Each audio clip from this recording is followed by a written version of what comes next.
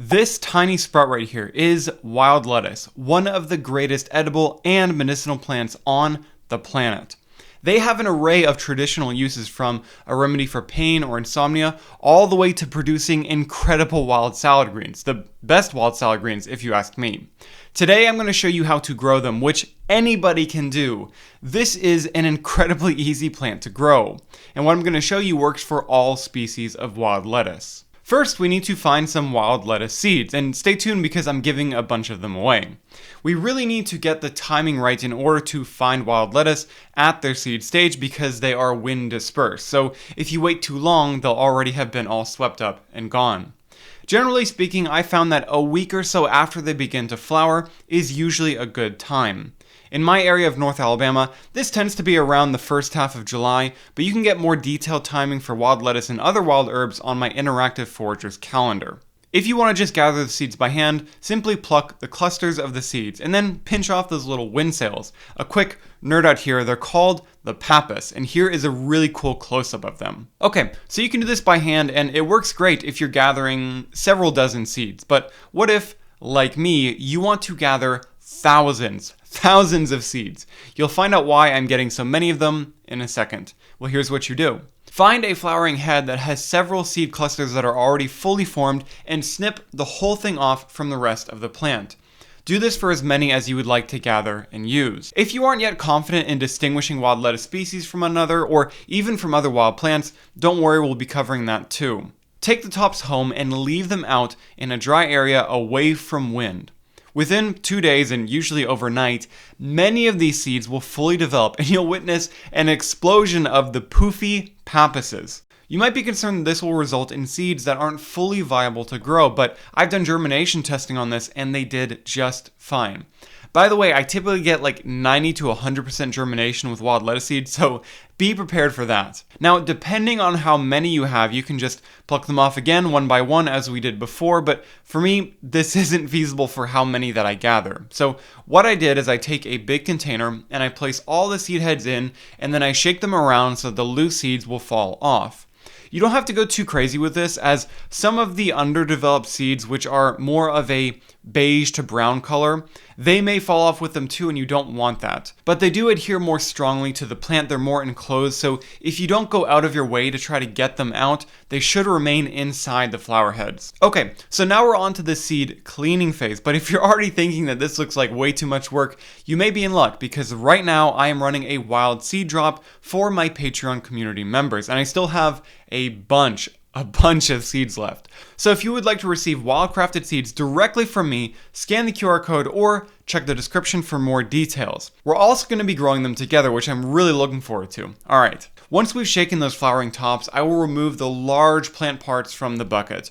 Now what we'll have is seed, smaller plant material, and the fuzzy pappuses. What I do at this stage is I just kind of run my hands together with everything. You'll find that the fuzzy stuff will all start to stick together, and eventually you should be able to remove all of them without really losing many seeds. Any of the extra bits that I wasn't able to fully clean, I'll just take those and scatter them around my yard in hopes that they might be able to successfully grow themselves. But this does bring up the question, why are we going through all this trouble if this is a wild plant and it's going to grow in the wild on its own anyway? Yes, this is true. However, in the wild, the germination and success rate of these plants growing is actually really small. Although wild lettuce can produce hundreds, maybe even thousands of seeds, only a very tiny portion of those are going to successfully grow. So by us intentionally growing them, we can drastically increase the success rate. If you do want to take a more laid back approach though, I would recommend creating some cracks and crevices in your soil and adding the seeds to those, and waiting until the hotter, drier months have passed. I'll elaborate more on that in a second. Let's do a few more steps with the cleaning though. So now they're pretty much good to go. From here on out, you can get them as clean as you would like to for your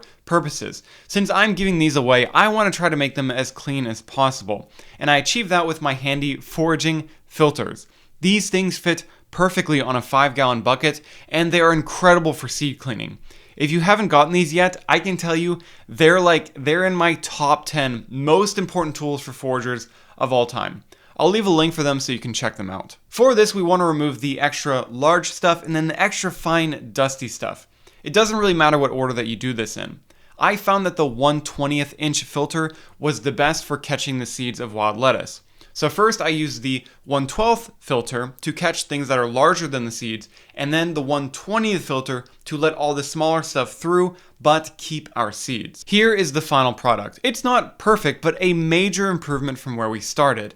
It's easy enough to get the seeds out for when we need to use them, and that's really the important thing. Really quick, this is the first video that I've made on how to grow a wild plant, but I'm not sure if you guys are into this topic, so let me know if you are, and if so, what wild plant you would like to see next. I chatted with Christian from wildlettuce.com for some guidance on this part as he grows and processes all the wild lettuce that he uses for his products, which are the only ones that I recommend to people. He instructed to me to start wild lettuce in containers and then transplant them into the soil after, so that's what we're going to do. I'm using a seed starting mix that I've moistened until it's about the consistency of wet sand, and then I add our seeds in directly. I've also germinated them first on a wet paper towel because I wanted to test the germination rate, and then I've added them in after they've sprouted. Both work just fine. In my testing, they start to sprout about 1 week after you've added them in. By the way, they don't require any cold stratification, any scarification, any of that stuff. It's another reason why they are so easy to grow. Once they have all sprouted, they are going to start growing quickly, very quickly. Keep an eye on them to ensure that they aren't getting too crowded. What you see here in this cheap container that I used is probably a little bit on the crowded side. Also, make sure that those roots don't start to bunch up. Look at this right here. I definitely left them in the container too long, so keep an eye on them because they can start to run away from you. You can transplant them into a larger container or outside into the soil if it's the right time. They like to grow quickly, and again, make sure to monitor them to prevent the plants from getting root bound. In terms of finally transplanting them into the soil, what is the right time? Although you can find wild lettuce seeds during the very hot periods of summer, this is not the best time to plant them. I talked to Christian about this as well, and he recommends waiting for the hot, dry summer days to pass before you plant them in the soil. In my area of North Alabama, that's usually around the second half of August. I would give them about a 3 to 5 week lead time for them to be ready to transplant if you are starting them indoors, including the germination time. The plant really just needs enough time to store up some energy in a taproot to make it dormant through the following winter. Wild lettuces are quite hardy, so just make sure to keep them watered after you transplant them, but they don't really need much else. They don't need extra nutrients or anything like that. Planning for what's going to happen after they grow is an important part of this. In the first season, they're going to grow as a basal rosette, and depending on how much energy they're able to store then, they will either continue to grow like this in the next season, or they'll go ahead and bolt and send up a flowering stalk. Here's the part that you need to prepare for. I would plant them at least a foot apart, maybe 1.5 or 2 feet. A lot of species of wild lettuce usually grow above 5 feet tall. This method works for every species of wild lettuce that I know. And if you would like to learn how to distinguish different species of wild lettuce so you can grow exactly the one that you're interested in, then I think you should check out this video right here where I'll show you how to tell them apart and which one is my favorite, and after that, how to tell them from other plants as well. It's exactly what you're looking for, and I hope to see you there.